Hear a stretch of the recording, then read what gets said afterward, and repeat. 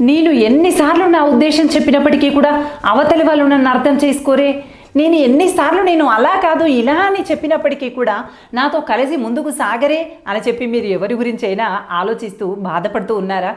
మీరు ఈ ఒక్క మాట గుర్తుపెట్టుకోండి. అసలు మీరు చెప్పేది వినే ఆలోచన కానీ, మిమ్మల్ని అర్థం చేసుకోవాలనేటువంటి ఉద్దేశం కానీ లేనటువంటి వాళ్ళ దగ్గర మీరు ఎన్ని మంచి మాటలు చెప్పి మీ గురించి ఏమి జరిగిందో ఎంత విడమరిచి చెప్తే మాత్రం ఏం ప్రయోజనం చెప్పండి?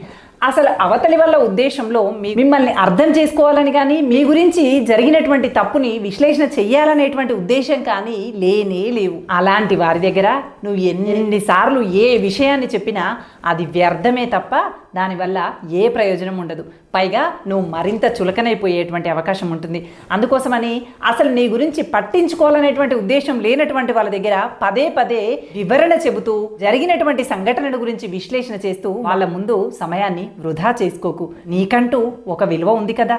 నీ గురించి పట్టించుకునేటువంటి ఉద్దేశమే లేనటువంటి వాళ్ళ గురించా నీ సమయాన్ని వృధా చేసేది? ఒక్కసారి కాస్త ఆలోచించు.